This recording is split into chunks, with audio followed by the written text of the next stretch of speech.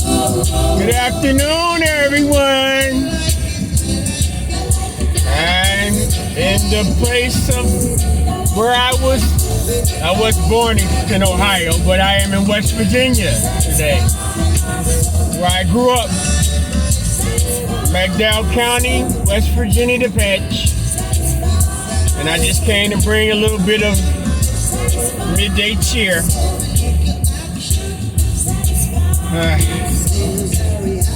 I don't know. Well, I'm cheerful that I am with my mother. Well, I'm not with my mother presently. My mother is at home. It's always good to wake up in the presence of my mother. Well, not, you know what I mean. In my mother's house. You know, I guess I should be careful about the way I say that also, because a lot of males wake up in their mama's house because of a lack of anywhere else to be besides their mama house. But, you know, I'm blessed and fortunate that I can get up and decide to venture from the state of where I reside and come and visit my mother. But yeah, my thoughts for today, you know, I was watching a short video on YouTube, and it was kind of a tribute. Well, I guess it was not necessarily a tribute.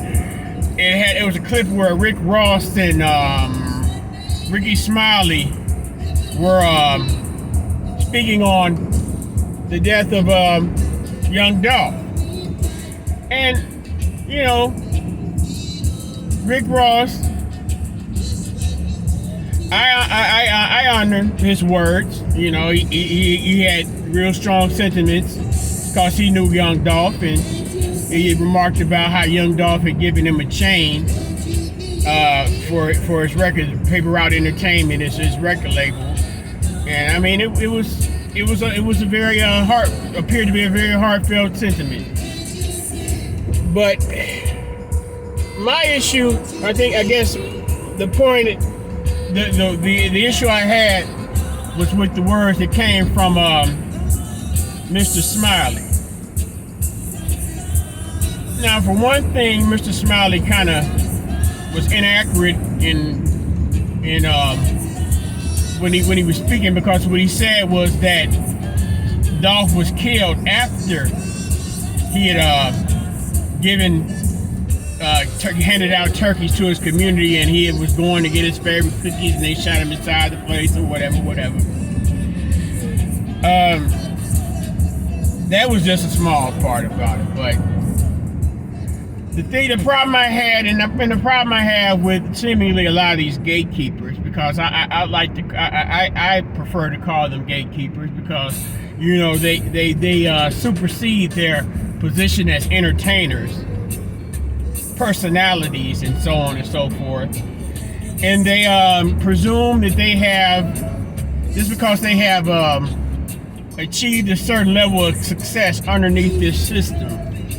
And I must iterate this system, because if the system decides that it wants to take the trinkets and the wealth and the goodies that is granted you the privilege to attain amongst all those other lowly prisoners of the system, then that somehow gives you the wherewithal to once again, for lack of a better term, preach to the perceived lower of us.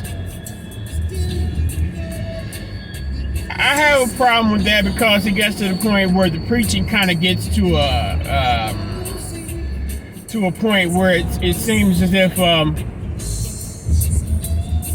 you know, you are the person that's doing the preaching is somehow other, because they've been able to move forward and lucky or fortunate enough to go beyond their their previous stature in life.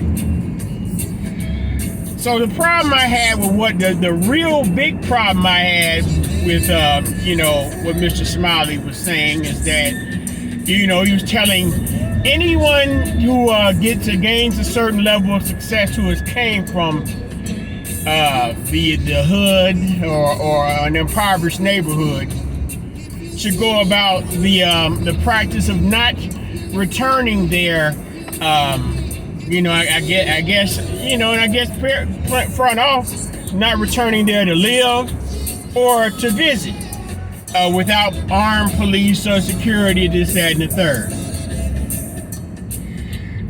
Yeah. Now to further point out what the problem I have with that is the fact that as I ride through the place where I was raised and where I grew up, I see the economic conditions, and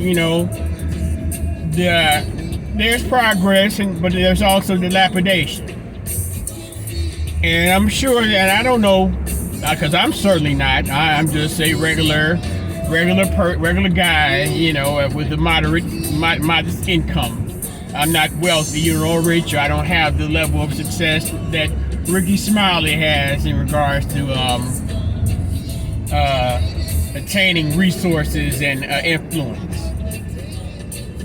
So when I hear someone of that status warn those who happen to be fortunate or lucky enough to go beyond where they were from in the situations and the circumstances in which they encountered from where they come from, for another person of that stature to deter them from coming there just seems to be offensive to me. Because you think about it, and the argument can be made that nobody recognizes your talent or your ability or your celebrity until you go away from where you're from. And that's understandable because, along with the system of white supremacy, in order for it to function, there must be confusion among the masses, and oftentimes that confusion leads to acrimony amongst the masses. And they call it the crab in the bucket syndrome. So instead of him speaking and trying to address the crab in the bucket mentality and trying to see whether there's some way in which we can move beyond that, his idea was just to run away from it. And that right there is something in which I can't approve of. I can't co-sign. So it's like, I understand, these people, they join these little organizations, their preferred organizations, black organizations, lodges, and, fraternities and things of that nature. And then they somehow feel as if they are granted the authority, the permission to somehow, I guess I don't even want to go as far as to say talk down to us, but to talk to us in a way as if we are somewhat of a lesser people.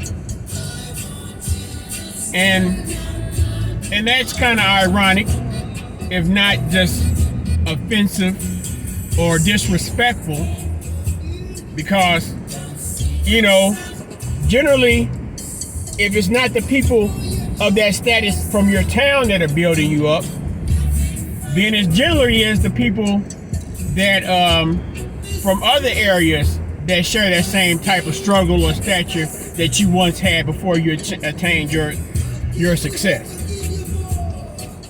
So when Mr. Smiley and people like Mr. Smiley, because he's not the only one, come on and try to tell us that this, that, and the third, and we should be this way or that way, and we should stay, and certain people should stay away from people like us, or stay away from the places in which they came from. To me, that comes off as an appeasement of whiteness and a dismissal of blackness. And I don't want to try to equate blackness into being something that should be pitied or something that should be looked down upon or dismissed as a throwaway. We should be dismissed as throwaway people. My thing is, Mr. Smiley,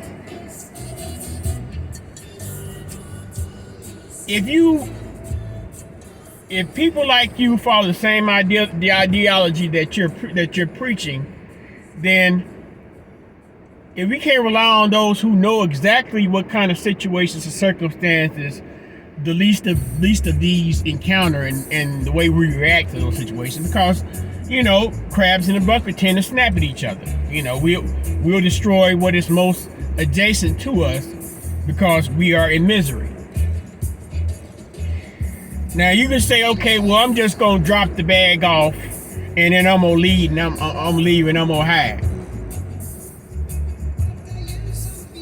Now there are people now to make a comparison to that. You may have fathers who are not necessarily with the mothers of their children, and these fathers may be successful enough in which they they pay their child support faithfully, but they never encounter their children. Their children don't even know who they are.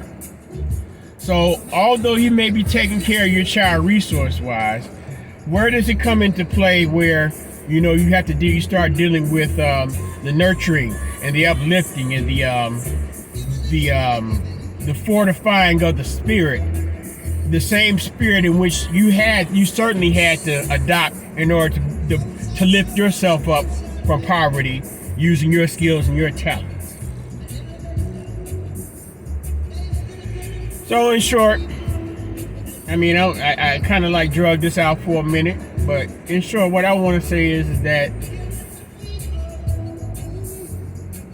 no matter what stature,